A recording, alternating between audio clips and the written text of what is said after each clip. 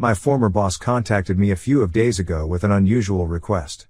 She wanted to know if I was interested in sleeping with her while her husband watched us. I said I was the wrong guy for the job, but she disagreed and said I was the perfect guy based on a random one-night stand we had years ago, before she remarried. She said her new husband wanted to watch her fuck another guy and she was into it. I agreed to discuss the possibility in person, especially when she offered to pay for dinner.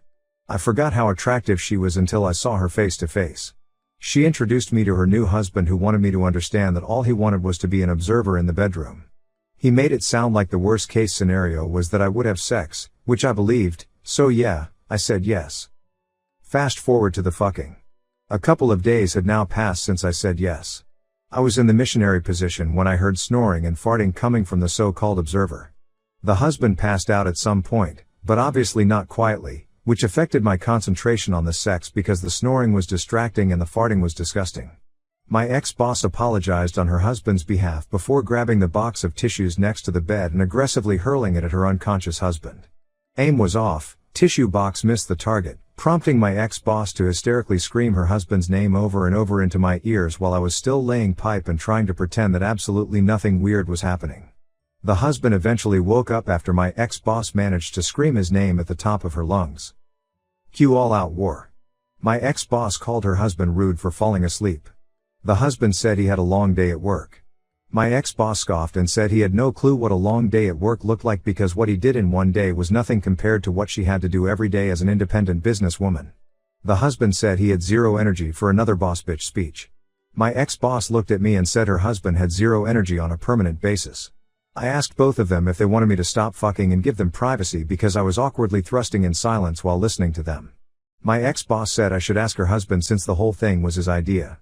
The husband unexpectedly slapped my butt on his way towards the bedroom door and said I should come and call it a night.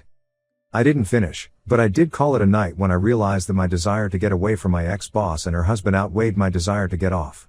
One night stand should have been enough, but I just had to come back for more, which I now regret. Update.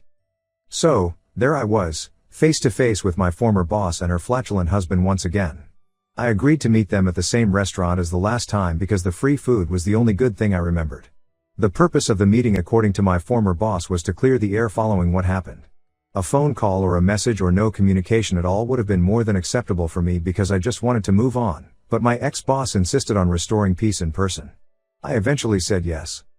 The husband was in the men's room when I showed up for the meeting, which made me laugh a little on the inside because it seemed like an unintentional nod to how active his ass was during our previous interaction. My ex-boss thanked me for agreeing to meet with her and said her husband would join us soon. Meanwhile, she apologized for how unfortunate things turned out when we had sex before telling me that she had been brainstorming ways to improve the experience for next time.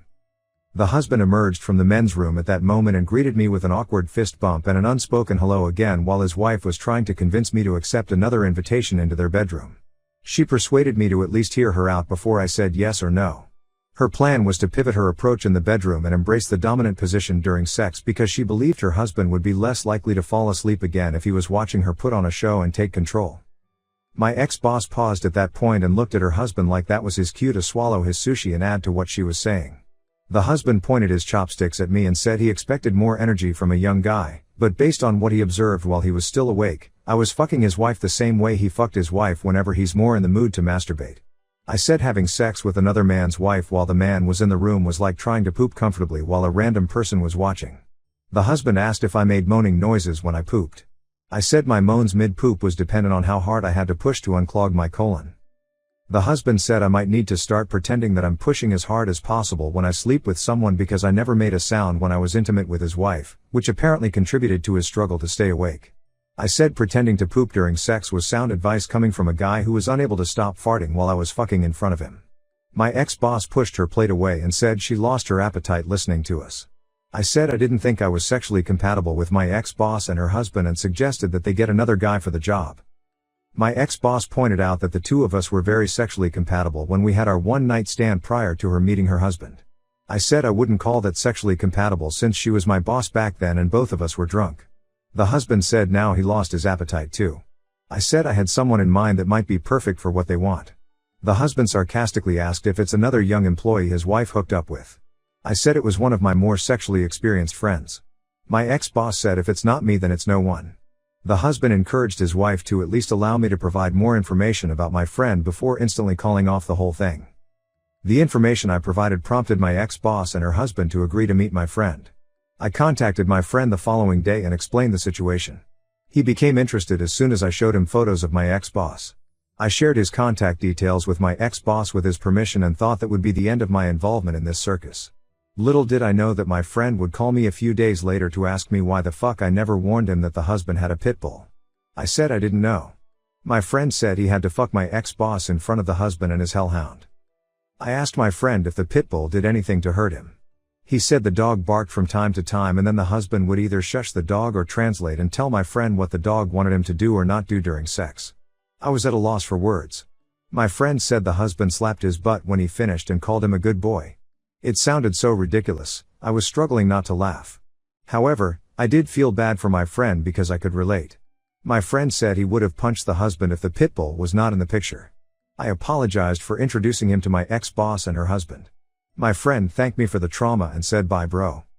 I decided to do what I should have done after my last post and blocked my ex-boss. She's crazy, but I think she somehow married someone even crazier. I'm still working on a way to make